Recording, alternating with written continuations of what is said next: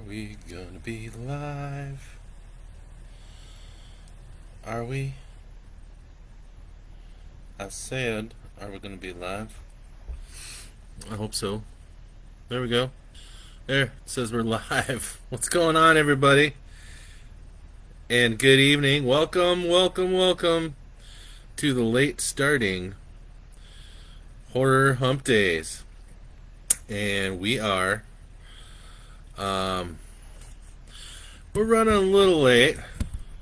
Good evening, Beth. How are you? Good to see ya. Let's see. I need to pull up the book here. I'm just kind of running on fumes here. Let's see. Hey, Jessica. Welcome, welcome, welcome. I have not been able to pass this, hey, Bobby. I've not been able to pass this FISDAP test for my EMT, and so I've been taking extra classes to better myself. And there was a class offered tonight, and so I decided I needed to take it, and that's why I got this all started late, and why I'm running by the skin of my teeth right now. So let me get the book pulled up. How is everybody tonight? You ready to be scared? I don't see Kevin yet, and I usually like to scare him on a win. Bobby, well, I'm giving you an excuse to cuddle up to Beth. So it's a fairly short story. It's according to Kindle, it takes 26 minutes to read. So, but we'll see. We'll see how that goes. Okay, we got that up, and the book is running. I'll move this over, and there's a weak signal. Beth, Jessica, and Bobby are on board. I don't know if anybody else is. Can you guys hear me okay? I've been doing the tunes on Tuesday and the horror hump days without my mic, and I'm just wondering how well that plays out without the mic, and we're just raw dogging it here tonight, or this month we have been. So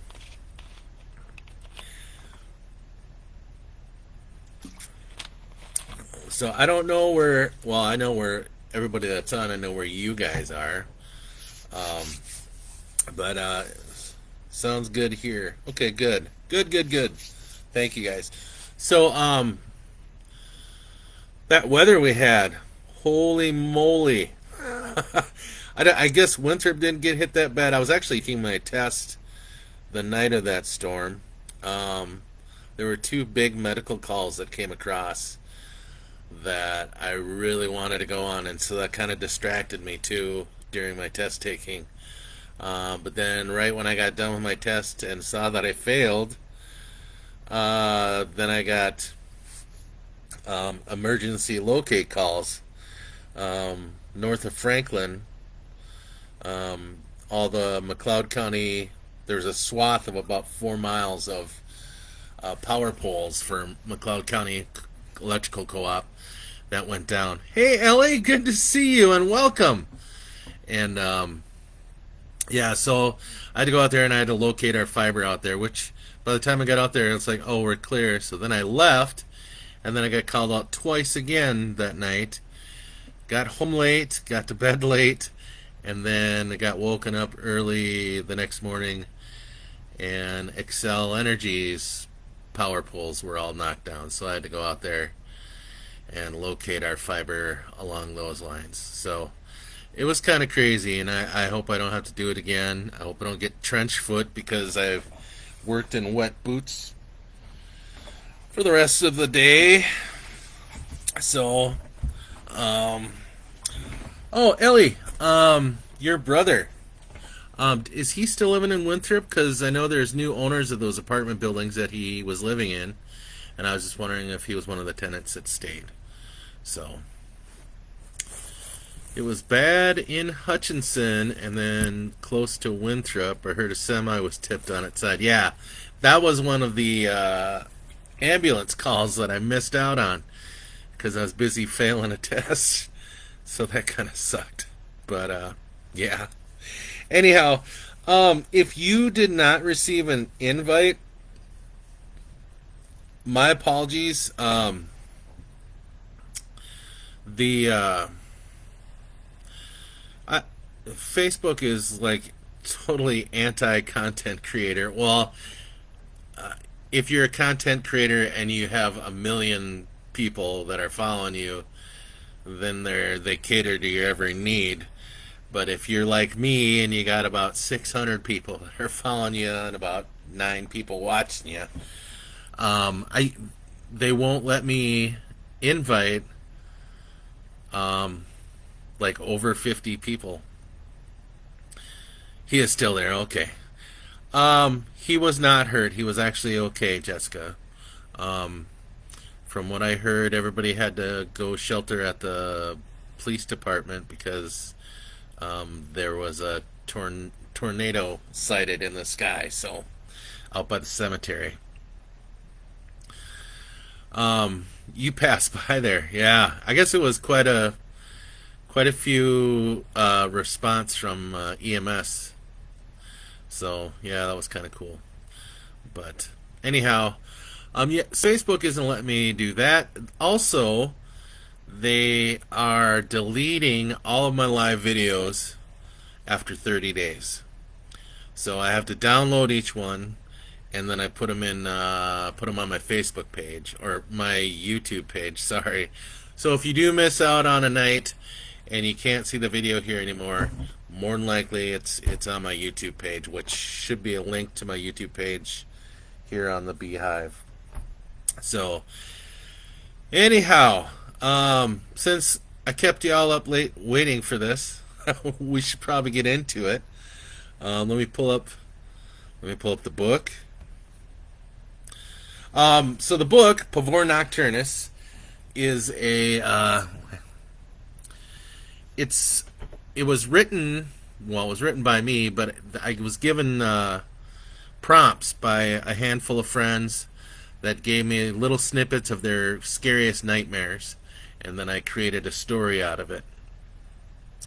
And so far, I read the first chapter, which was my nightmare, and that was about the devil trying to get me because he was in the closet, and I don't think that's a gay reference, but he was in the closet and he was trying to possess me or something, and he ended up possessing my mom.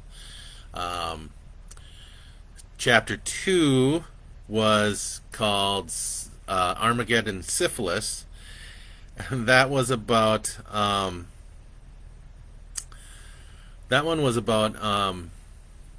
that was for my friend Pam, and that was about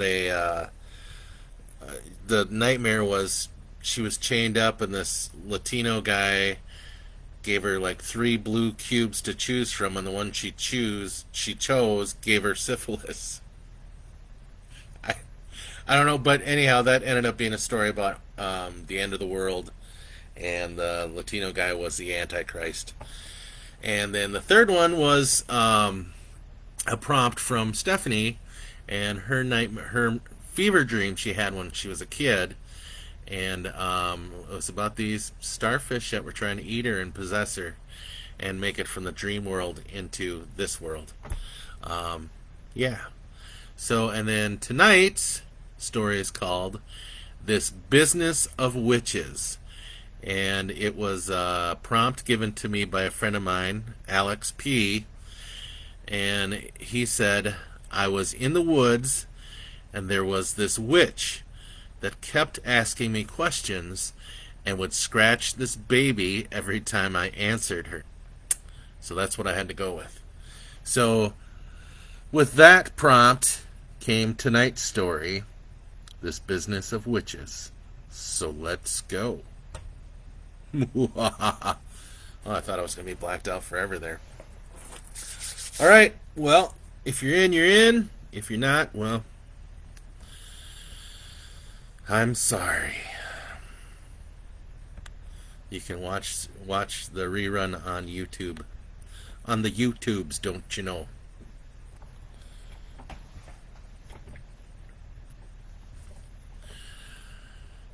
Alex looked at the contract before him and sighed. So, he said in a quite emotionless tone, there's not a goddamn thing I can do, is there? I'm afraid not, his business lawyer, Seth Eno, said regrettably. He's got you by the balls, so to speak. Alex Profetti had come a long way from the Minneapolis music scene. He struggled in the hip-hop world because no one would take a Midwestern Sicilian boy seriously. But he did have street cred. He just wasn't the type to brag about it. Now, here he was, in New Orleans, owner of one of the top R&B indie record labels in the industry. Several top artists left their contracts to sign with him, and the fresh talent rose to stardom under his tutelage. One such fresh talent, Jeremy Neal, also known as Fortunate, had Dredd Peckoning Records up against a wall. Neal's contract, which was signed by all parties involved, somehow allowed him to record for his own label as well as Alex's. His attorney knew some loopholes, Eno admitted. Or my attorney has gotten too compliant to pay attention to the details? Alex said with cold, threatening air. How was I supposed to know what artist discretion was not limited to? Because that's what I fucking pay you for, fat boy. Eno lowered his head, as if he'd been slapped. My apologies, he said. I'll have my team take this apart and see what we can do to recover. You should have done that before getting together to sign, Alex spat. Just get out of here. I don't want to see you until you have something.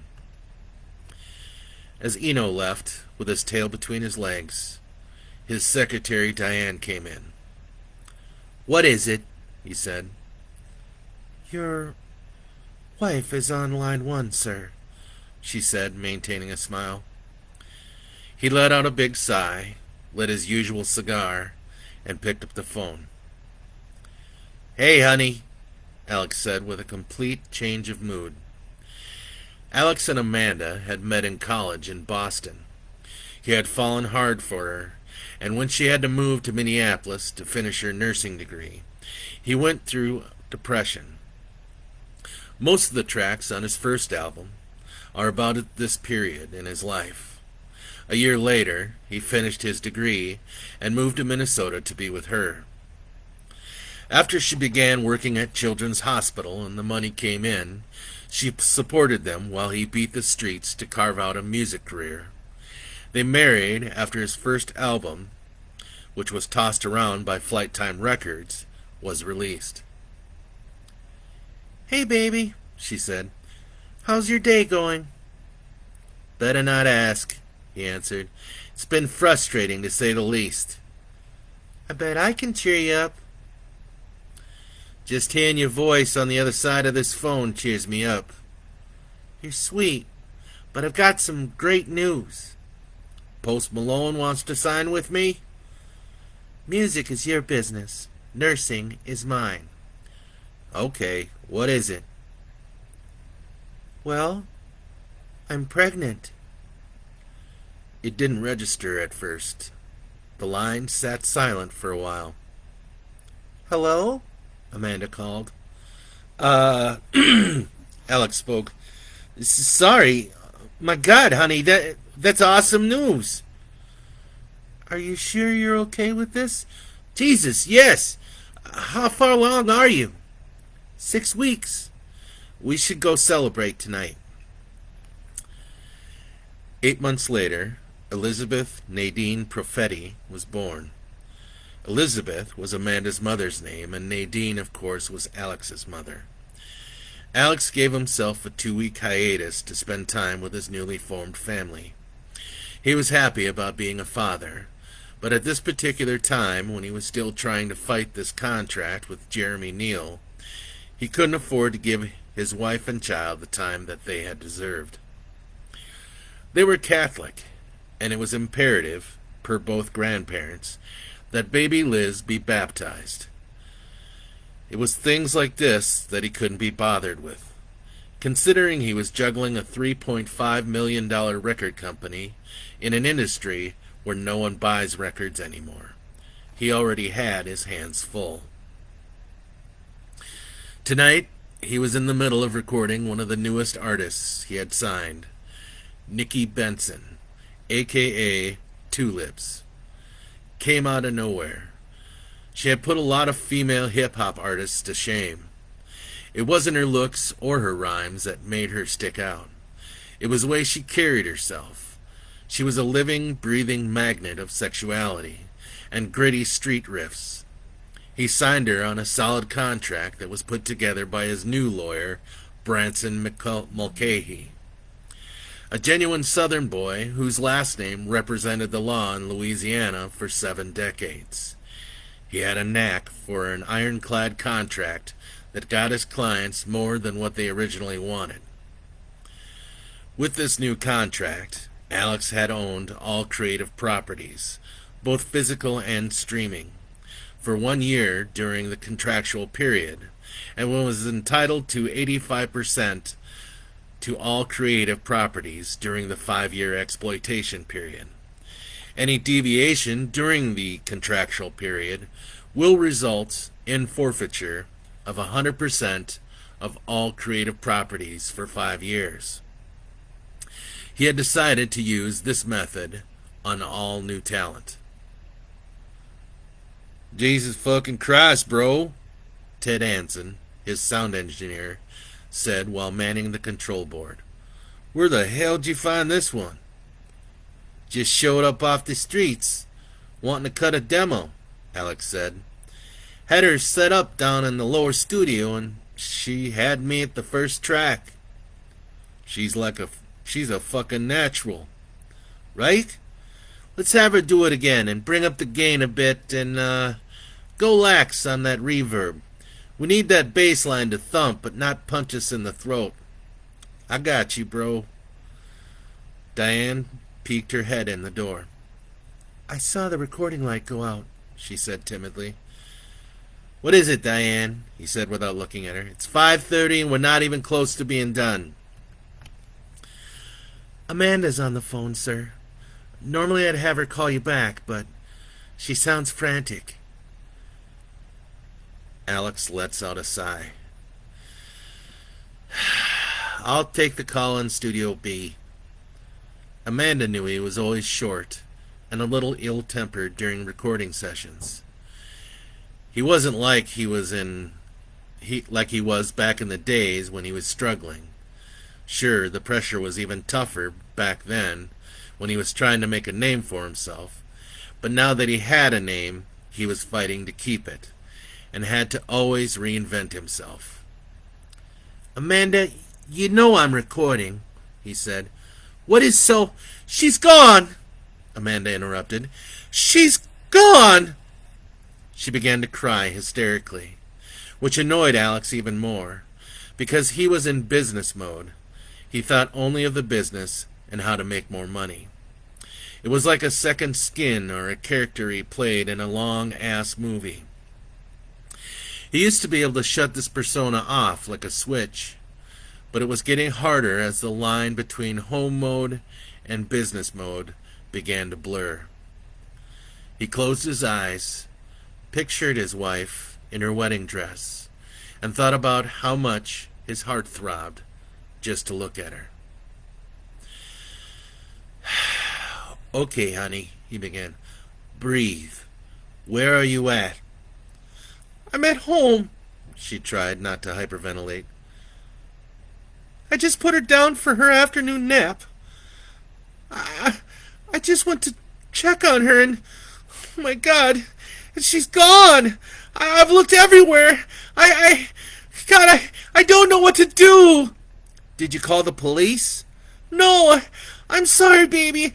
I called you right away." Okay, call the police. I'll be home in 30. "Oh God, please hurry." "I need you to log on to the computer and save all video on the nursery cam, okay? We'll need to show that to the cops."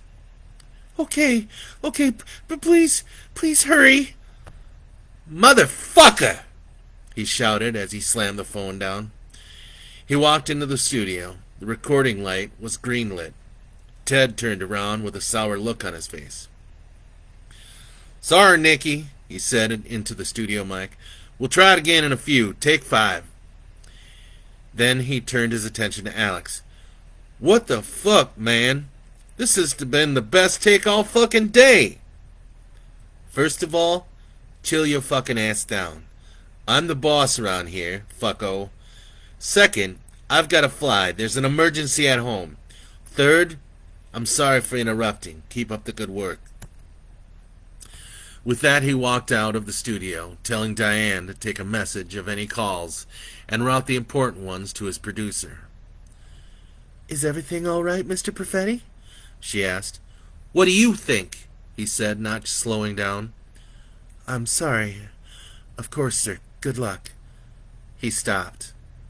He was slowly, and I mean slowly, shifting into home mode. I'm sorry, Diane. Everything is not all right. I appreciate your concern. I'll be in touch when I know more. Thank you for holding down the fort for me." Diane let a smile form on her lips, and she wished him luck again. When Alex approached his Bugatti Veyron, he stopped dead in his tracks. Leaning on his black and red roadster was Jeremy Neal, his gold tooth glimmering from the streetlights. "You got a lot of nerve showing up here," Alex said coolly. "Still got a couple of months on the contract," Neal said. "Fairly sure I got every right to be here." "I don't have the time for this shit, Jeremy. Get off my car. I've got things to do." Jeremy straightened up, grabbed a bandana out of his coat pocket, and wiped down the spot where he was leaning on. You got a baby to rescue?" Neal said coyly. "The fuck you know about that?" Rage was beginning to build in Alex's fist. "Easy now, boss man. You hurt me. You'll never find out what I know." Alex grabbed his coat in his fists and got nose to nose. "Tell me what you know about my daughter, motherfucker. I'm not playing around." With that, he walked out of the studio. Whoops. Nope. Nope. Okay. Somehow I went backwards.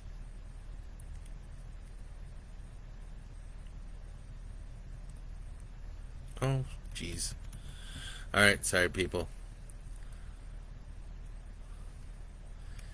Calmly, Jeremy placed his hands over Alex's and removed them from his crumpled up coat collar. "Seems like you've forgotten your past, Alex. Seems you forgot how you got here with your Giorgio Armani suits and your Bugatti race car and your 6-figure income." "What the fuck are you talking about?" "Why don't we take a little ride down memory lane? You drive." Reluctantly, Alex got into the car, and Jeremy sat comfortably on the passenger side. He still had that shit-eaten grin on his face that Alex wanted to put a hollow point through. But he would bide his time, Once he found out what happened to Liz, he would end this piece of shit. "Where we going?" Alex asked. "French Quarter," Jeremy said. "Bienville. Traffic is going to be shit at this time of day." "Not my issue, man. That's yours."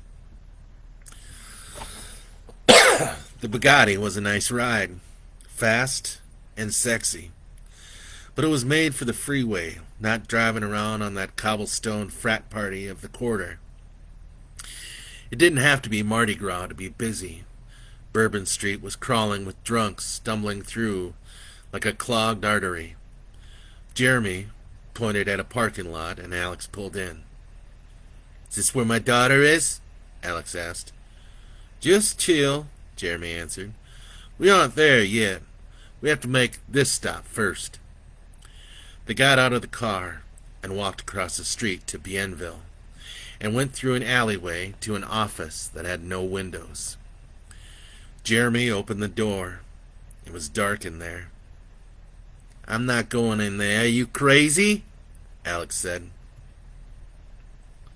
"Well, then walk away," Jeremy said. "Get back in your car and go home without your kid. No skin off my nose."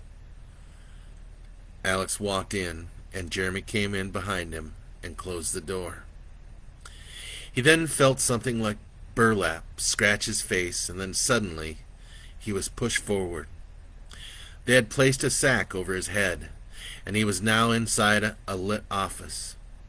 He couldn't make out any shapes, only muted light. "The fuck is this, Jeremy?" He spat and tried to grab the hood. Don't touch the hood, Mr. Profetti." It was a familiar voice. "We have to take precautions, you understand." "Who are you? I know that voice." "I should hope you do. You pay me quite well to look after your affairs, sir." That southern drawl, mixed with a little Creole, was remarkably familiar. A voice that could charm the pants off a nun. "Mulcahy," Alex deduced. "What the fuck is this all about?" "Just have a seat, Mr. Profetti, and I'll explain everything. Please." Jeremy helped him into a chair. He was getting hot in the hood, and that faint swamp smell from the burlap was making him nauseated. "Now, Alex," Branson said in a professional tone, "my client has come to me with a bit of a conundrum. And since I represent the both of you, I thought perhaps we could all just negotiate out of court and handle this like the gentlemen we are." "Is this about Neil's contract? Jesus fucking Christ, man. I thought you were going to take care of..." Mulcahy chuckled a little. "My dear boy, I don't represent Mr. Neil, and this is not about your contract with him. This is about your contract with another client of mine." "Who?" "Do you recall a woman by the name of Elphaba LaRue?" "Elphaba LaRue?" Alex paused for some serious thought. Nah, it doesn't sound familiar. LaRue sounds vaguely familiar, but that first name?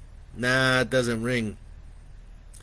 "She may have gone by another name. In either case, do you recollect your dealings with her?" He didn't. He thought hard, thinking about all the street musicians that had knocked on the door of Dredd Peckoning Records, and the name LaRue didn't ring a bell. Surprisingly, since that name would have been common amongst the folks of New Orleans.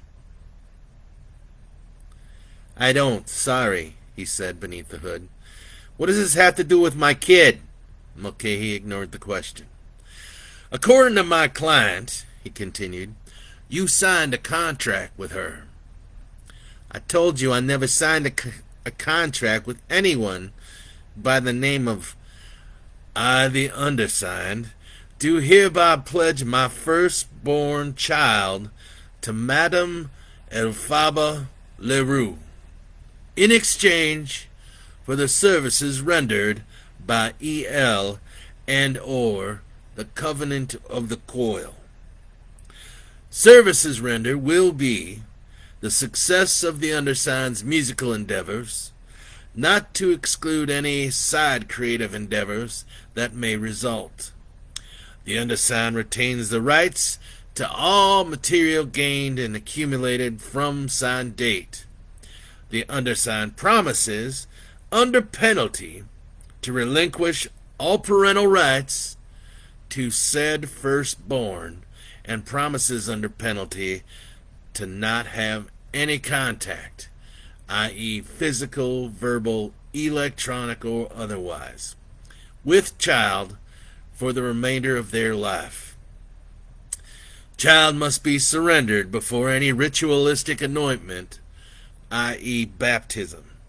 Signed, Alexander P. Profetti. Alex let out a sob. He began to remember. During his early days, he had beaten the streets and clubs of Minneapolis to get his foot in the door. Many doors slammed in his face.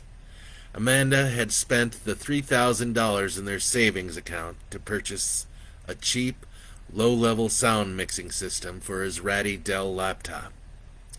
Then there was the equipment and the talent he borrowed from other musicians, just to cut a demo tape. Nobody would even listen to it. A friend who interned at the Little Watt urban radio station, KMOJ, tried to get a song on the list for him, but ended up getting fired. He was desperate and walking by a little hole-in-the-wall storefront just off Lyndale. He saw the sign, Madame LaRue's Psychic Help. Read a fortune, make a fortune. He didn't even have it in him to laugh at that, but something compelled him to walk inside. He really hadn't anything else to lose. When he walked in the dimly lit parlor, there was the obligatory crystal ball on the little circular table, draped in crimson, with the walls festooned with the same color gaudy curtains. A small counter with a register sitting on top was in front of him. A little bell with a tiny card saying, "Ring for service," on it. He rang it. A beautiful woman drew back one of the curtains and stepped in. She had long, curly hair that was a thunderstorm of black with blonde highlights.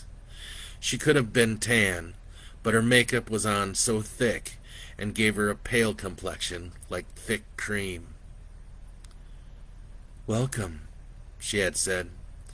"Please, have a seat." Alex walked hesitantly to the chair opposite her. She watched him with heavy-lidded brown eyes that were almost black. "You come in here with a black cloud surrounding you. Perhaps you've come seeking healing?" Alex really didn't know why he was here. He only knew that he was desperate. "I don't think I need, healing. To speak with a loved one across the great abyss? No, nothing like that. I can do several things for the downtrodden, the grieving, the cursed, even the dying. But you seek something else. I want to be successful. So, you're a man who finds success by material things one can hold in their hands or wear on their bodies, then. I want to be a musician is what I want. A successful musician. Do you currently play music? Or are you unable to play for some reason? Well, I still play music, just not, I don't know, I'm not famous. No one will listen to me. If you paint, but don't sell any paintings, you are still an artist. If you've written 1,000 novels but haven't published any of them, you're still a writer. If you play music but don't have a recording contract, are you still not a musician? Well, yes, but you want fame and fortune. You don't want to play music. You want to be rich and famous. I still want to play music, but I want all that other stuff too. I want to be a name. I am not a genie, you understand. Well, yeah. I cannot grant wishes. That's not how things work. Is there anything you can do for me? She grabbed his hands and then closed her eyes. She inhaled deeply and began swaying her body like a snake. When she stopped and her eyes flicked open, he jumped. Yes, she spoke. He didn't expect that answer. Hey, Chuck, welcome aboard.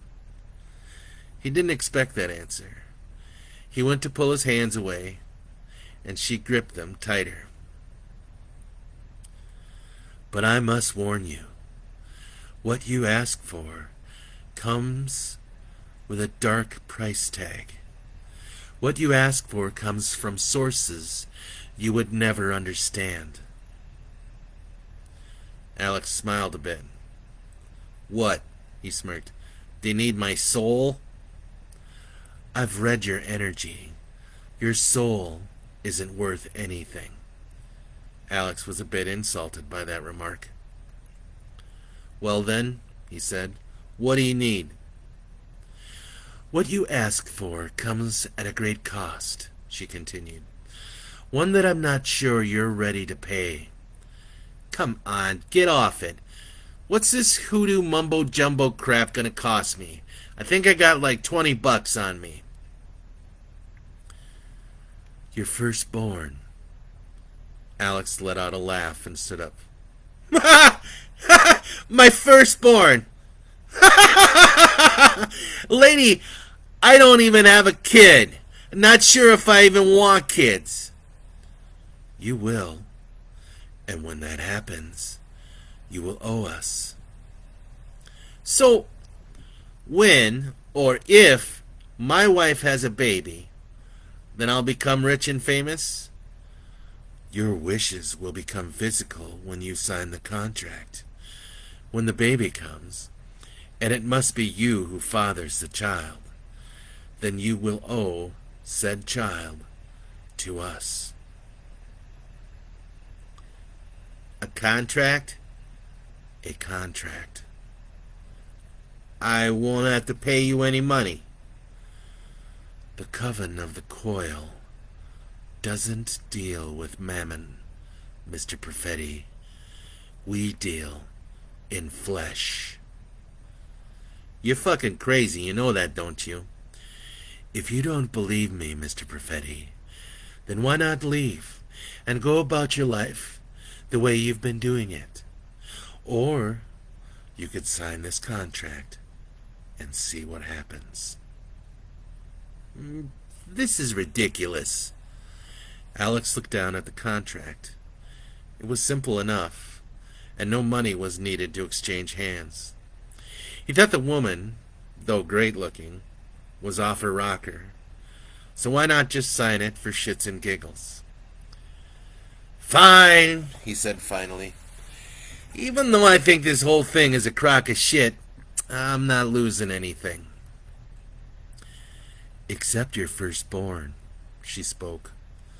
Right, my unborn child. And things should be happening right away, you said? It takes a bit of time to alter fate. I would give it a few days. Perhaps a week. Alex scribbled as John Hancock on the bottom line. There you go, he said with a smirk.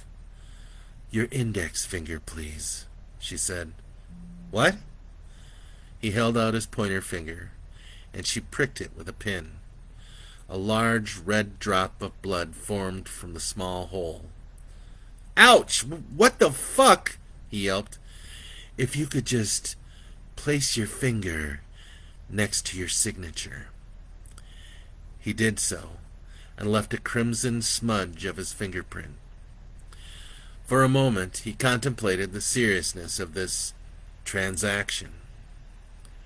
"That it?" he asked. "That's it," she said with a predatory grin. "Okay, then. Thanks for the laughs." "Enjoy your new life, Mr. Profetti." "Just some friendly advice. You're not going to make a lot of money selling your services for the cost of unborn babies." "Like I said, we deal in flesh, not mammon. Good day to you, Mr. Profetti." It had been about a week later, when he was playing a gig at the Caboose. A producer from Flight Time Records had been at the show and left him his card. Another week, and he was recording his first album, Alex Pedicious. A month later, his first single, Ain't No Prince, was being played out of KMOJ Studios. His song held number 5 in the underground pop charts and number 2 in the indie hip-hop charts. A year later, he received Top Breakout Album at number 1. And now, here he was. He had the success he was looking for, not even thinking twice about that contract he had so carelessly signed a few years ago. "I didn't realize she was legit," Alex said, with a heavy voice of regret. I thought... I don't know, I thought she was just a sham." "But look at you," Mulcahy said. "You're at the top of your game now.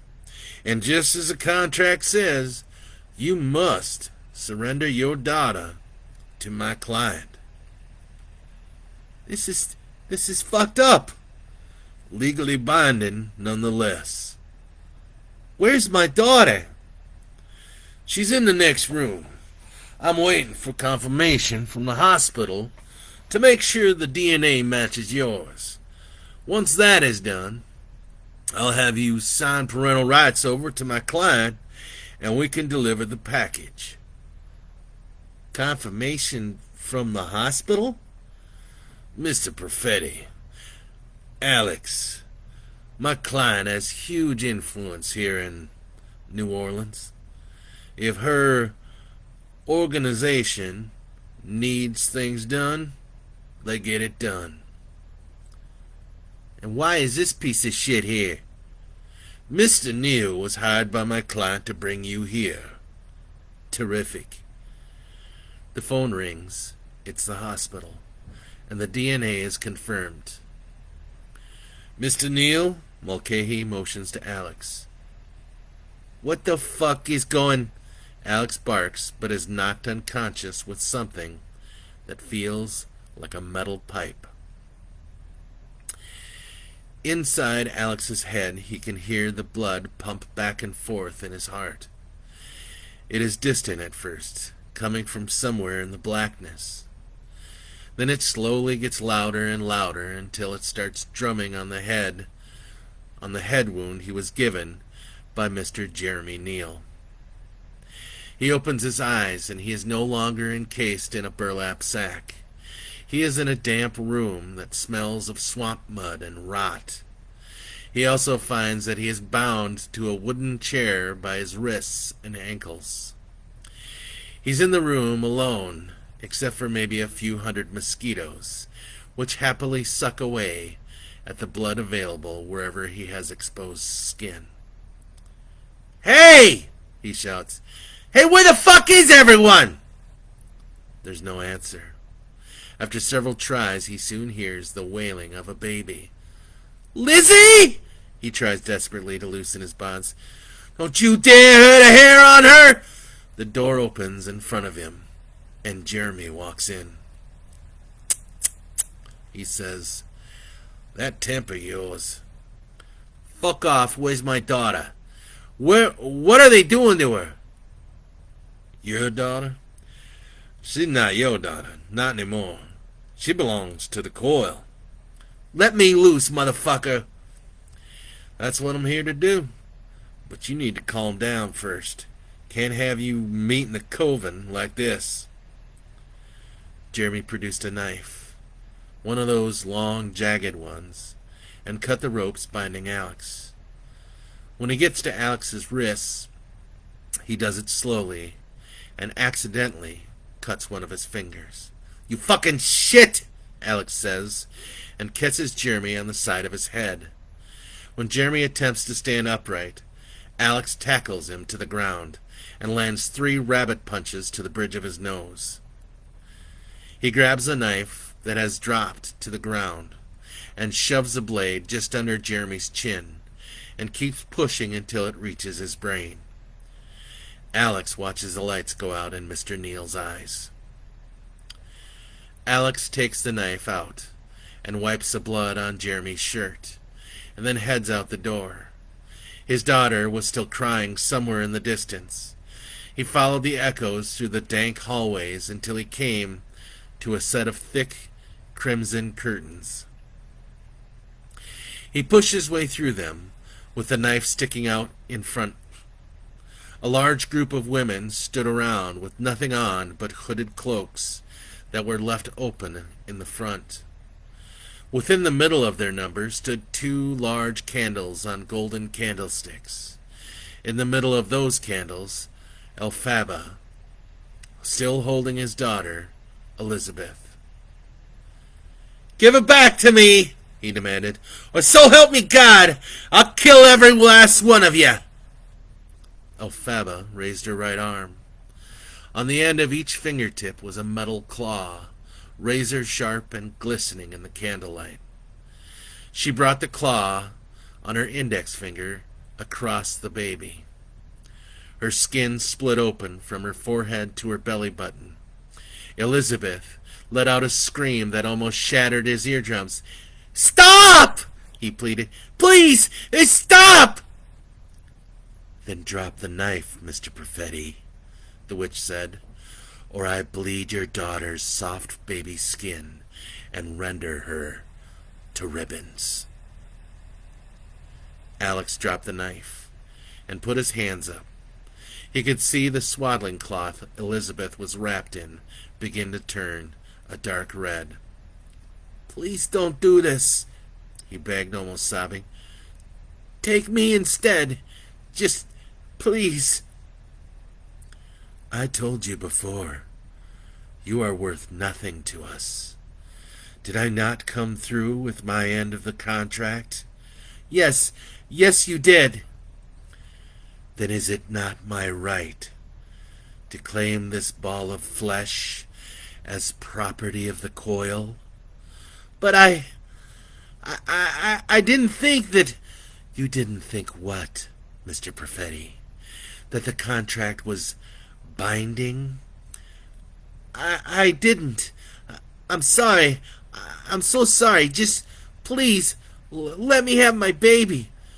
Where did you think your success came from, may I ask?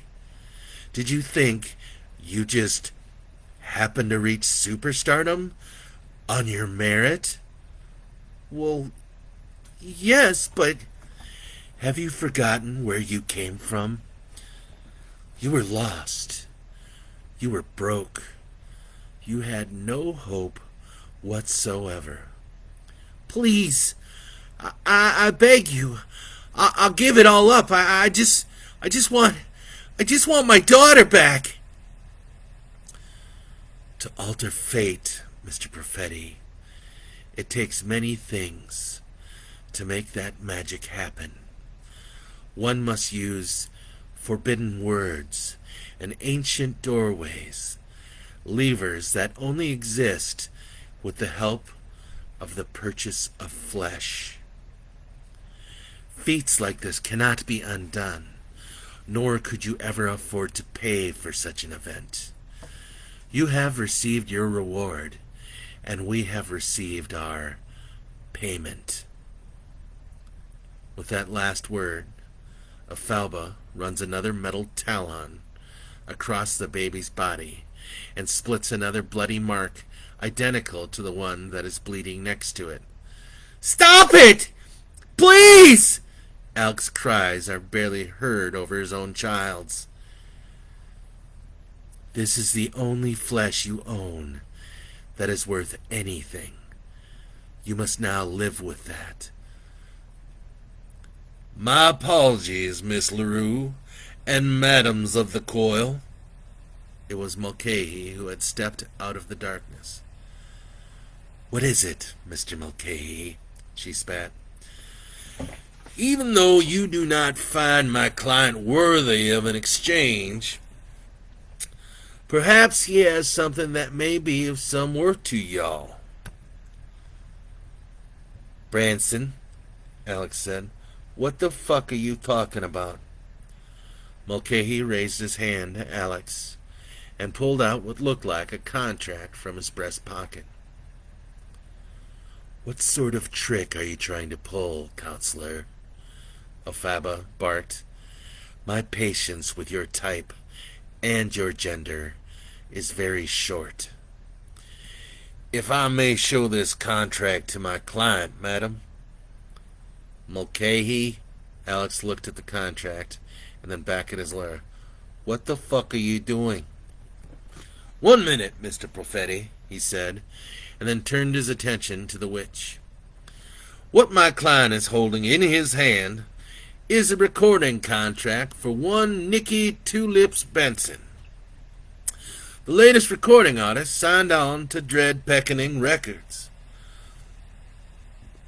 "What does this have to do with—" "If you please, madam, Miss Benson was the only daughter born to Baptist minister Franklin Benson. She comes from a long line of preachers." "You've piqued our interest, counselor. Continue." "Mr. Profetti is holding a contract that entitles him to everything she produces." "Everything?"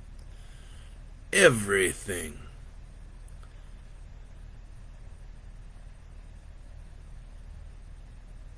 "This includes, if Miss Benson gives birth, that baby belongs to Mr. Profetti. And it just so happens that Nicky Two Lips Benson is currently late on her menstrual cycle." "How the hell do you know that?" Alex asked. "You pay me to know everything about your business," Branson winked at him. Alfalba removed her hood and looked at Alex. "Would you be willing to make this trade?" she asked. He paused for a moment, thinking about what a horrible alternative this was. But he hadn't really bonded with Nicky, and this was his daughter's life that was being bargained for. "Yes," he said with shame in his voice. Alfalba turned to her coven. "I asked you, my sisters of the coil, do you agree to the terms of this agreement?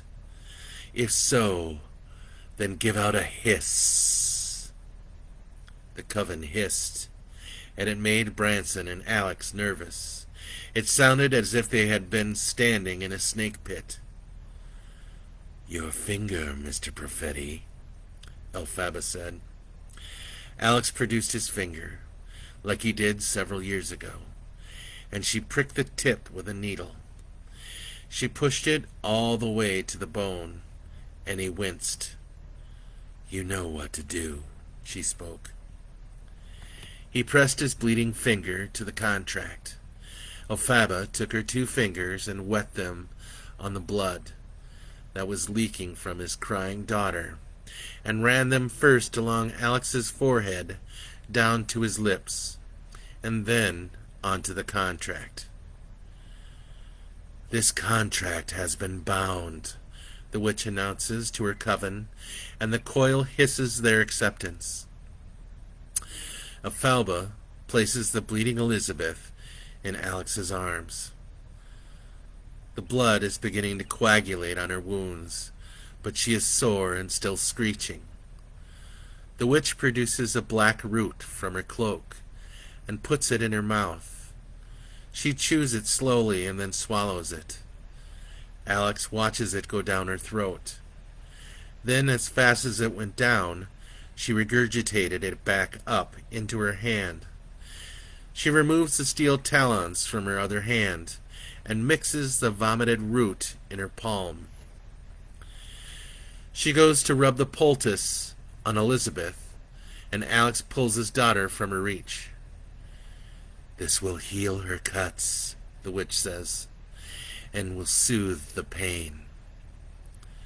He moves Elizabeth back over to her, and she applies the mash to her wounds. "Go now, Alexander Profetti," she says. "Do not darken the doors of the coil again." Alex and Branson leave the way they came in. By the time they reach Mulcahy's vehicle, the wounds on his daughter are closed and healed, but the scars remained as a reminder to him. Alex did his best to explain to Amanda what had happened. He had lied on unofficial advice from his counselor and said Jeremy Neal had kidnapped their daughter, wanting to hold her for ransom against his recording contract. She bought it. 2 days later, Elizabeth Nadine Profetti was baptized at St. Agatha's Catholic Church in Minneapolis. The priest, a Father Gerald Lopez, could have sworn the holy water sizzled when he anointed her head, like peroxide on an open wound. Alex was questioned by New Orleans police detectives regarding the death of one Jeremy Peter Neal. After several hours of questioning, he spent 6 days in jail until the investigation was done, and it was found, with the help of Counselor Branson H. Mulcahy, that Mr. Neal had indeed kidnapped the daughter of Alexander and Amanda Profetti in order to extort Dredd Peckoning Records. Alex was cleared of manslaughter charges. 10 months after this incident, the infant son of hip-hop superstar Nicole Tulips Benson went missing. The child was never recovered, despite an Amber Alert that produced several thousand fans and police officers searching the entire state of Louisiana and the swamps therein. A year after this search, Miss Benson was found dead by apparent overdose, pending results from the Orleans Parish coroner. And that, my friends, is the end of this business of witches. I hope you guys enjoyed it. What time we got? Actually, well, it did take an hour. How about that? You guys let me bug you for an hour. That's awesome. So I hope you guys enjoyed it. I see Kevin didn't show up. I hope everything's okay with him and Shannon. I am very happy to have you guys. Ellie, I never get to see you on here. I've seen you once in a while pop in, whatever. I know the time's weird for some people, but I'm glad you came by, and I hope you enjoyed it. I hope you guys enjoyed the story.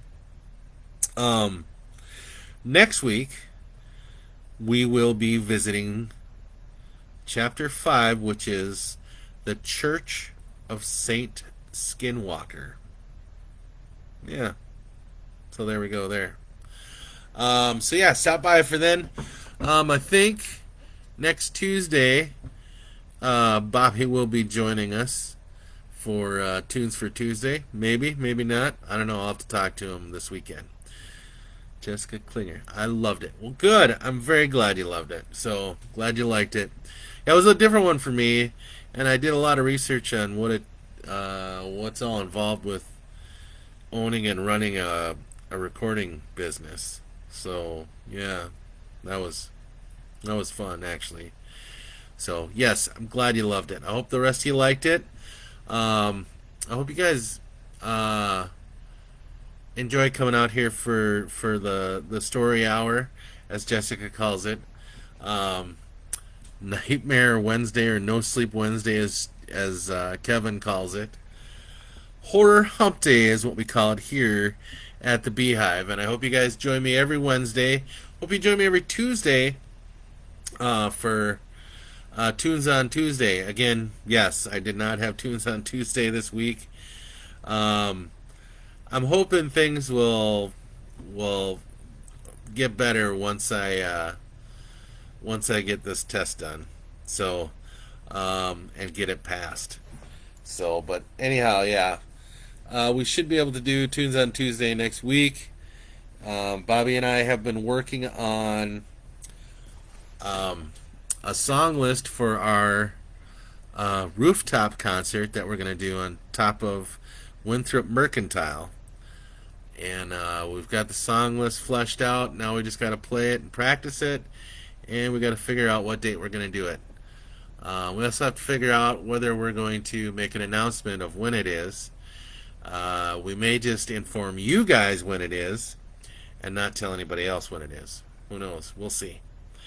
And we have also been working on set lists for our gigs this summer.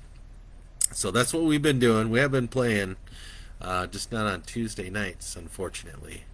So, anyhow, thank you all very much for coming out. It was great to see you guys. It's great to spend some time with you.